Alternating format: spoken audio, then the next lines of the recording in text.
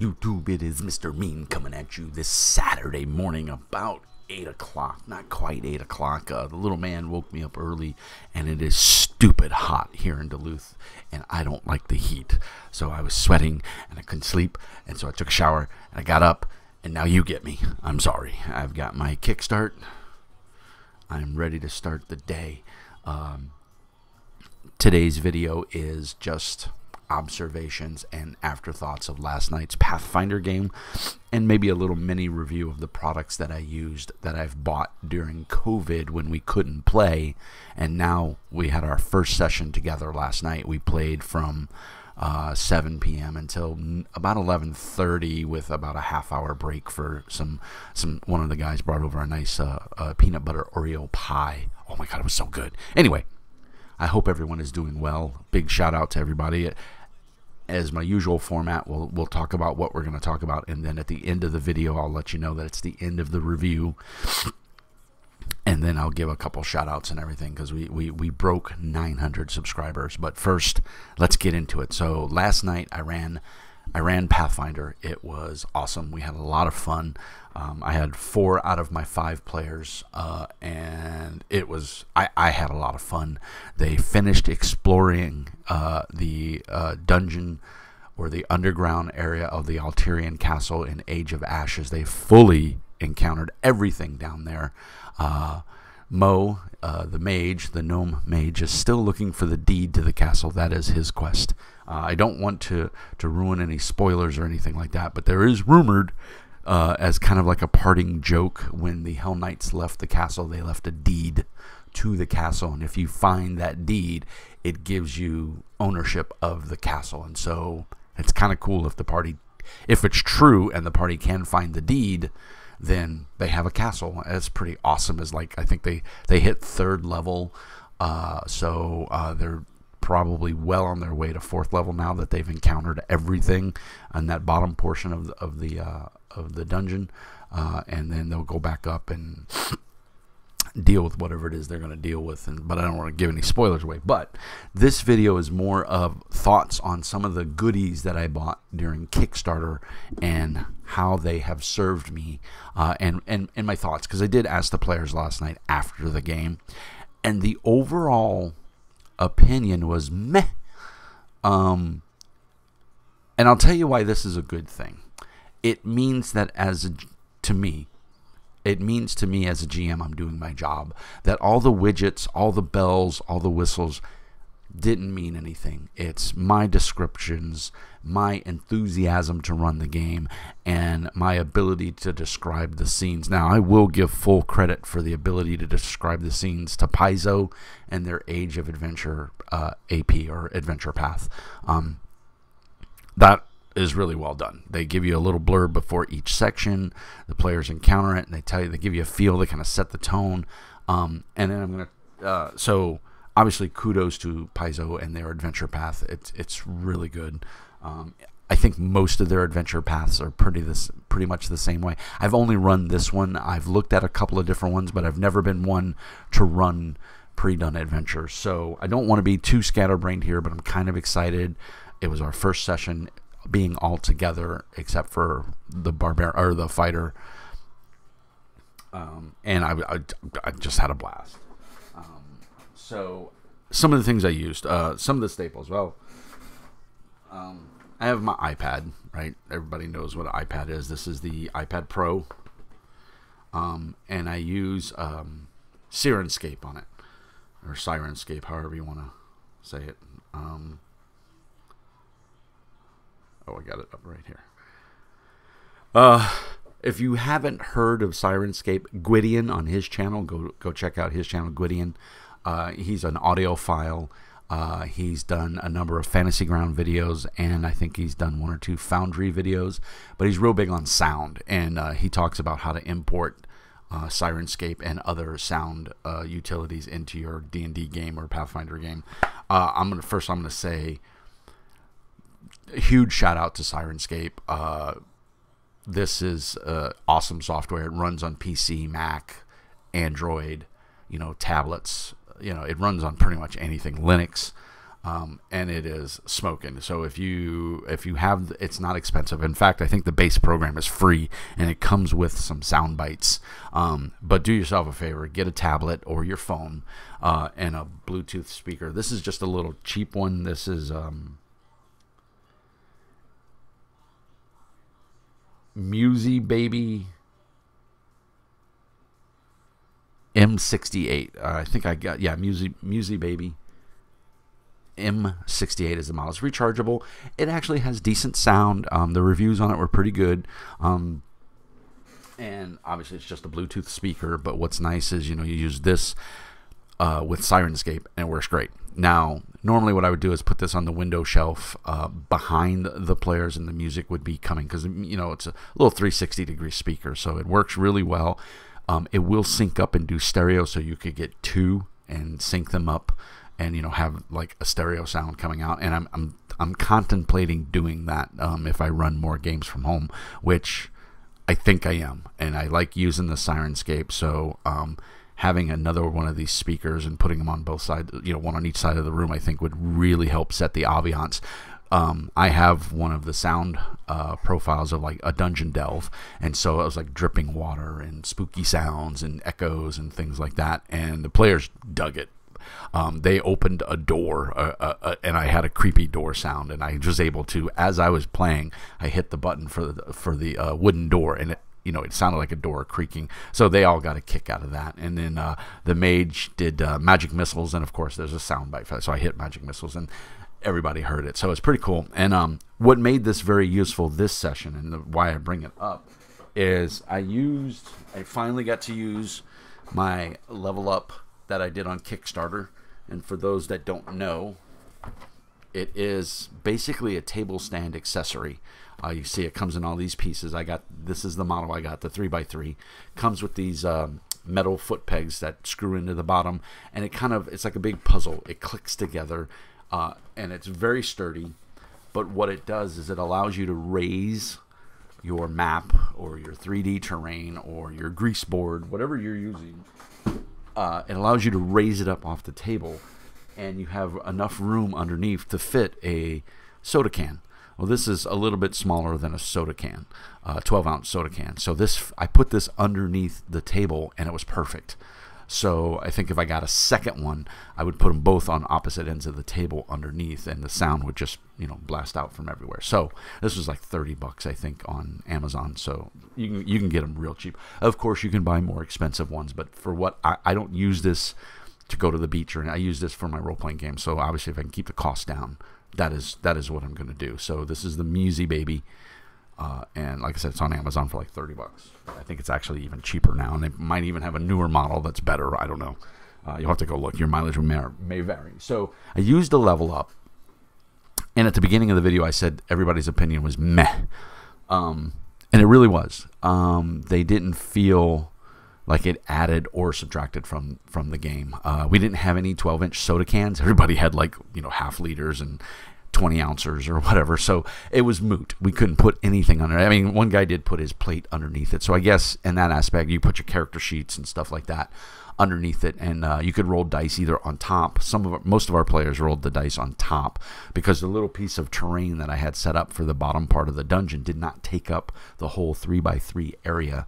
And then I had a nice piece of green felt, because I'm also a war gamer, and so I put the green felt over it, and then put my terrain on top of that. And then Level Up comes with these nice clips that are flat on the top, and they clip onto the board. So I have done a review of the Level Up. Go back in the archives and check it out. But the overall opinion was meh. It was cool, but they didn't really feel like it made or broke the game in either way. The other part was I used the Warlock, WizKids Warlock tiles. Now this is the Dungeon Accessories, Dungeon Dressings pack. And this was $50, $49.99. I bought it at The Source down in the Twin Cities, in Minneapolis, Minnesota. And you get a lot of cool stuff in there, if you can see the back. It's $50. It's all dungeon dressings. It's exactly what it says. You can see everything in there. What's nice is the treasure chest open up, and there's actually treasure inside that you can take out. So I used some of this in there. The problem was getting it out of this packaging. There were 4 chairs because it comes with a long table and 2 round tables. Pulling the chairs out, I broke every one of the fucking chairs. You can see right there the white crease in the back. I broke every single one of these because they are the way they're molded into that plastic, the packaging. You can't get them out. I had to cut the other 3 out with an X-Acto knife. So my advice to you would be, if you don't want broken dungeon chairs, which of course would fit the theme of a dilapidated dungeon, you be very careful. So for $50 for a bunch of tiny little plastic pieces, I'm a little bit upset with WizKids because I broke, like I said, there's 4 chairs. I broke 3 out of the 4 trying to get them out because they're just molded into that little plastic wrap or whatever it is, and you can't get them out. So yeah, a little miffed about that. And all the other stuff seems to have held up very well. I had some barrels, I had some tables. Those all came out okay, but I realized at that point I had to be a little gingerly with it, and so but trying to get those chairs out were the first things that I did, and I broke 3 out of the 4. So they still work because broken chairs in a dungeon are appropriate, but if you're trying to put it in a tavern, not so good. So everyone loved the 3D terrain though. The actual warlock tiles themselves, I made the dungeon floor. They really liked them. The only complaint was that being on the level up riser, even with the half dungeon walls, which is the set I bought, the complaint was, and my one buddy Darren, he's 6'6", so he's a tall guy, and he's sitting at a normal dinner table, which he towers over to start with, and then you raise up the platform of the dungeon by the height of basically the height of a soda can and a couple inches more. Even he couldn't see in past the walls using the miniature. We were using Skinny Minis, and they worked really great. Everybody loved the look of the Skinny Minis, and of course Arknight's flat plastic miniatures. The player characters were using the flat plastic miniatures because the Skinny Minis I have are all monsters and NPCs basically. I don't have any good character miniatures yet. I'm working on it, but they loved the miniatures. The Skinny Minis went over big. The Arknight miniatures went. Everybody preferred the Skinny Minis over Arknight. Arknights are very thin and they're not flimsy. They're very durable, but they bend. They're very easy to bend. And everyone preferred the art on the Arknight, preferred the art on the Skinny Minis over the art that was on Arknight. I personally like them both. They're 2 different themes. They kind of both work, but I think all 4 of them agreed that the art on the Skinny Minis was better, and they liked the tactile feel of the Skinny Minis over the thinness and the pliability of the Arknight miniatures. That's not to say that the Arknight miniatures are bad, because they're not. They're really good, and they're a little bit cheaper than Skinny Minis. Skinny Minis are a tad bit more expensive because they're thicker, and the printing process they use is. And now the good part is neither one of them do the images scratch off. You can throw them in a bag. They don't scratch or anything like that. So both were cool. Just the overall award went to Skinny Minis for quality and design and visual effect. I also used Arknight's Pathfinder spell effects templates. Dom, otherwise known as Mo, the gnome mage, really enjoyed those. There was a nice little template that represented his familiar. He was happy with that, and then he had a couple different spell effects. He didn't really get to use them. I just hit 3rd level, so he doesn't have a crap ton of spells yet that used a whole lot of templates, but he was able to use them, and the cleric was able to use one of the templates, and so they were very excited. They really liked those, so those went over big. I'm glad I bought them, and they were like $20 off of Arknight's website. Just make sure if you're ordering the Pathfinder set that they send you the Pathfinder set. My order was goofed, and they sent me the D&D set, which did me no good because I don't run magic users or spellcasters in D&D, so I have no use for those. The nice part, though, is if you order the spellcaster set, it does cover cleric, and it does cover druid, and it does cover Mage Sorcerer. So you get all the templates, and they have little descriptions on the bottom. I did a review of them. Check the archives. The other thing we used is I bought these in Beaumont. Dry erase dungeon tiles. We use these. This was like $35. They're interlocking puzzle pieces. They're made out of chipboard. They are fantastic. They work really well. You can use dry erase and wet erase. The only caveat, the only thing that you have to be aware of is that they are chipboard. Chipboard is a great quality. It's pretty strong. It's somewhat flexible. You can draw on it. You can see right here I've driven on it, and it rubs up. If I get a damp rag, this will come off. This is from last night. I used 4 of these boards, to donate certain rooms and certain things, and it all worked out fine. Everybody enjoyed it. These things work great. They interlock together. You can see like a giant puzzle piece. But what you have to be careful of is it is chipboard. If you get this wet, it will expand like a sponge, and it is ruined.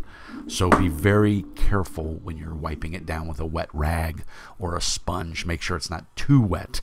You want just enough liquid on there to get your drawings off, and I would say you want to avoid the edges, because the top of it is treated, but the sides are not. It's exposed chipboard, and it will expand. It will absorb that water. It will warp. It will separate, and because it's just layers of cardboard, basically, or pulp, and it will. I've already ruined one of these. Now you get quite a few in a box. These are the 10-inch ones, and they work great. So I highly recommend them if you like to lay out your dungeons. So and I also made use of my mini counters, which I also backed on Kickstarter, and I got these in before COVID. These are for mongergames.com, MONGER games.com, and they're just numbers 1 through 20 with a couple of X's, and they have that orange sticky stuff on there, which if you're a GM and you're running hordes of monsters and you want to keep track of initiative, these are the bomb. I highly recommend picking up a pack of these. I kind of wish I would have got more than one. I could buy more. They're still making them. The Kickstarter was successful. They have a store now, so you can buy more of these. So I'm a big fan of Skinny Mini, big fan of Arknight and their flat plastic miniatures, and a big fan of these mini counters. They are fantastic, and they work great. If you're a GM and you're juggling all the different monsters and everything, this is a great thing to have, because you can just look and go, oh, that's Goblin number 6, and you know it's his turn, and you can go, or Orc number 4, whatever. So highly recommend. Those are tools that I find very useful. So what's next for Pathfinder 2nd edition and Mr. Mean and my home campaign? Well, they're going to hopefully travel back to Breach Hill, and they're going to have some downtime, spend some of their loot, do some crafting. I told them last night to make sure that they read up on downtime activities, and I trust the players to make their appropriate rolls and do the things that they need to do to garner some money, to make some things.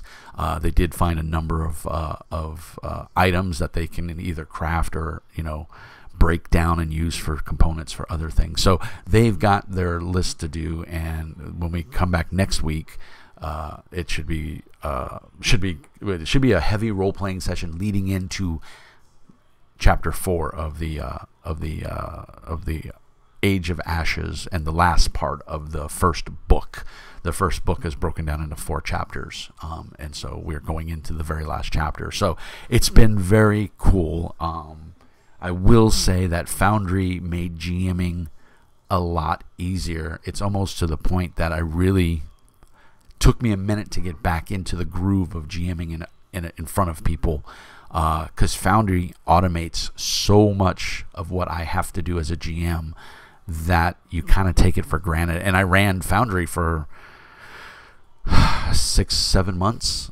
When COVID hit, and last night was our first in-house. We've all been vaccinated, so everybody's okay. So it was pretty crazy, and you kind of take for granted when you run games online how much of the workload that the VTT does for you, as opposed to you doing like just initiative alone, is amazingly easy in a virtual tabletop. I mean, even Roll20 does a good job of it. But Foundry, obviously none of them are groundbreaking. They all do exactly what they say they do. They keep track of initiative, but it's different when you as the GM have to keep track of initiative as opposed to letting an application do it. Paizo did release I think Paizo released, I'm pretty sure it was Paizo, and I have it on the iPad. I could put it on my phone too, I guess, as well. And you could keep track of initiative that way. And I may use that. My hesitation is I don't want players looking at their phones or their tablets while I'm running the game. I think for me it's a little disrespectful. Give me, I'm opening up my house to you. I'm here, entertaining you for a good 3 to 4 hours. Give me the attention, that I respectfully deserve while I'm doing all this hard work for you so that you can play a game. So now, that being said, don't take that as a negative. I find GMing highly rewarding and a lot of fun, and that's why I keep doing it. I seriously enjoy it, and so I think the players enjoy it. They keep coming back, so obviously something must be going right. So overall thoughts, really fun session. But I think the moral of the story here is that all the bells and whistles, the accoutrements, the toys, you don't need them. You can sit down with some dice, so you can use other dice for monsters and tokens, or just go straight theater of the mind. If your players are into the game and you're telling a good story, they will have a good time, and you don't need all these other things to tell a good story and have fun. So my advice to you is, as a GM, use these things that I showed you in this video if you want to, if you think it will add value to your game, if your players are into it, if you have the money for it. Don't feel like you have to use them, because you don't. That was one of my big concerns. Is I mean, let's face it, I dropped $300 on the WizKid Warlock tiles. That's a lot of money, $300. And to find out that they were like, yeah, it's cool, but we didn't really need it. It's neat, but meh.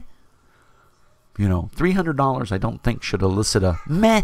I think $300 should elicit a, oh my God, that's freaking cool. Didn't get that. And I had the dungeon laid out. They had to open doors. I put paper to Fog of War to cover up the parts that they had not explored.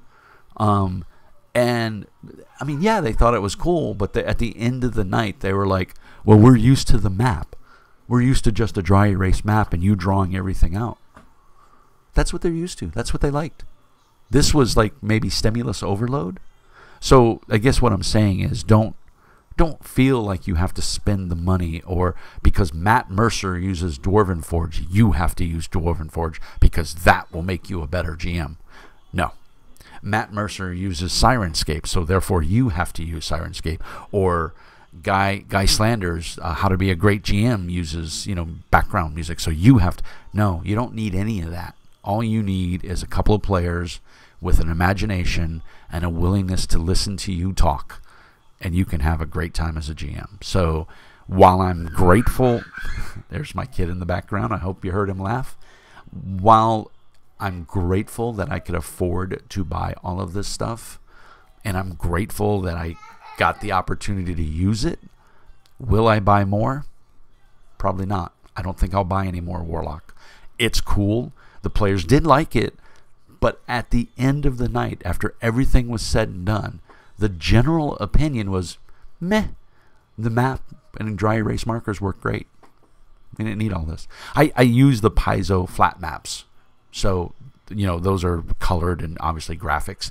And then we use Skinny Minis and Arc Knight, and I have a bunch of D&D Pathfinder pre-painted miniatures. So I attack those and use those whenever I need.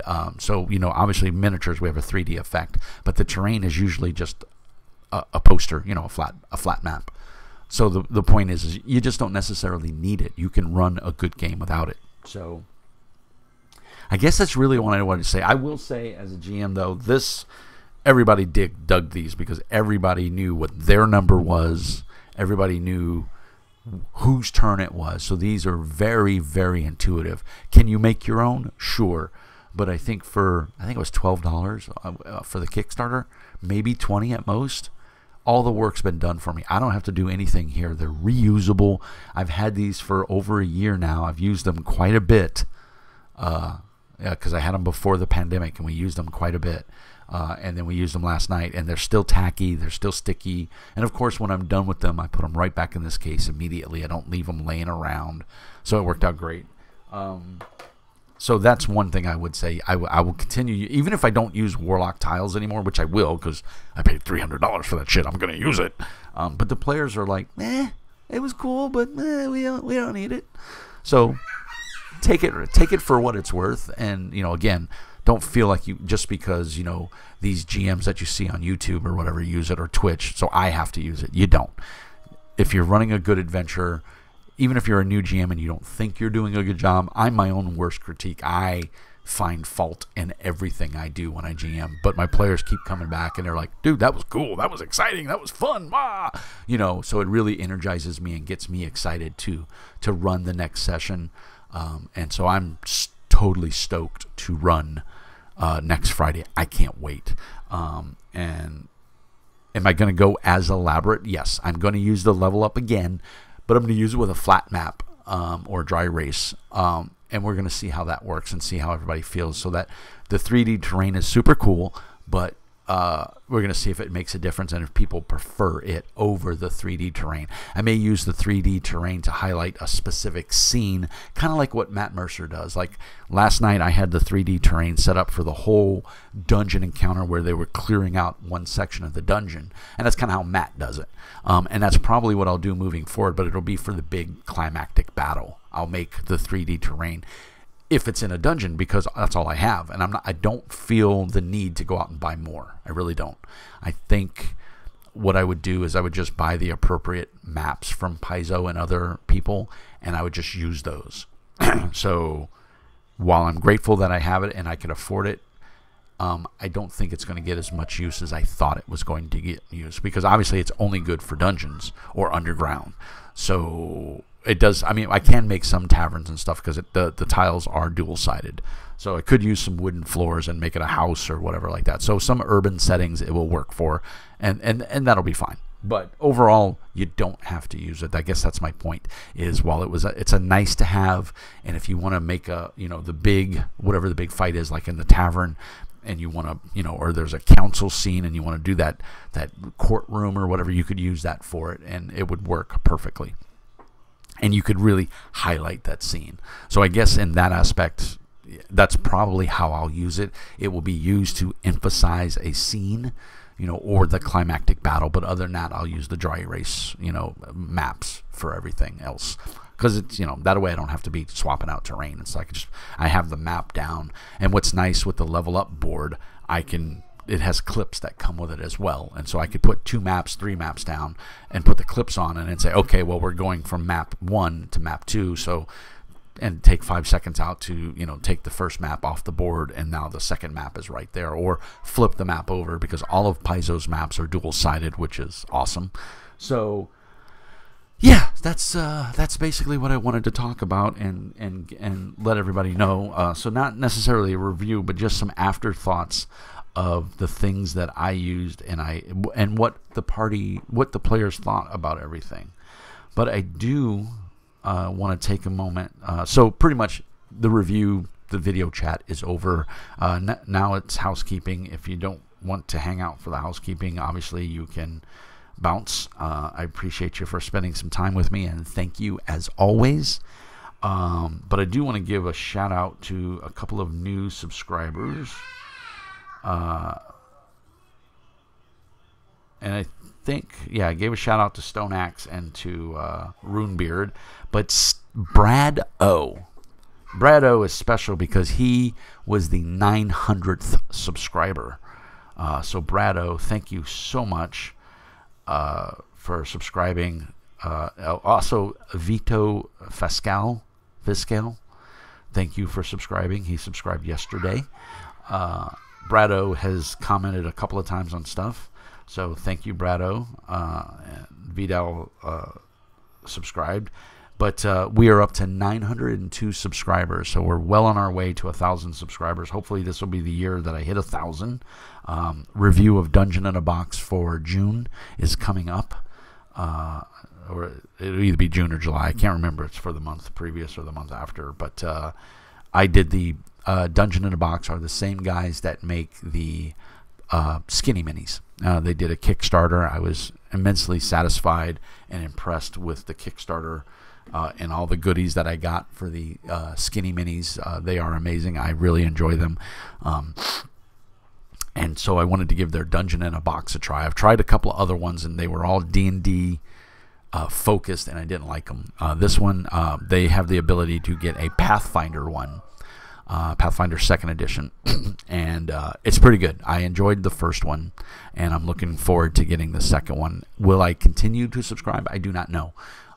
But the first one was pretty good. It came with 2 physical miniatures, some resin type miniatures, plastic miniatures, and then it came with a flat of Skinny Minis, which right there is worth it right for that alone. But it did come with a cool adventure and some paper terrain and stuff like that. So I'm looking forward to the next box to see what goodies we get. So that is pretty much everything, everybody. I hope you've enjoyed my ramblings, and this gives you some insight to the tools and terrain and physical props that I use to run my game, and just gives you comfort and the knowledge to know that you don't have to use any of those things if you don't want to. You don't need those things to be a great GM, especially if your players are having fun. They won't care. They just, as long as they have a rough idea of where they are and what they're doing, they're okay. So I hope you got some insight and some joy out of this. As the old saying goes, thumbs if you liked it, subs if you loved it. Help grow the channel. I'm on Discord, very active on Discord. I have a number of developers, RPG designers that are on Discord as well. Goblin Scribe is our newest developer. He's a publisher. He made a cool supplement for low fantasy gaming, which if you've watched the channel, you know I'm a fan of. Pickpocket Press makes some awesome games. Their Low Life 2090 is about to see print, and I'm very excited to get a copy of that. Full review coming. I did pick up, and a full review is coming, of Talisman. This is the collector's edition. I went into my local game store, and oddly enough, they had 2 sitting on the shelf. It is very nice. Full review coming in the next week or so. So, as they say, peace, hair grease, and love. And remember, Mr. Mean says, be nice.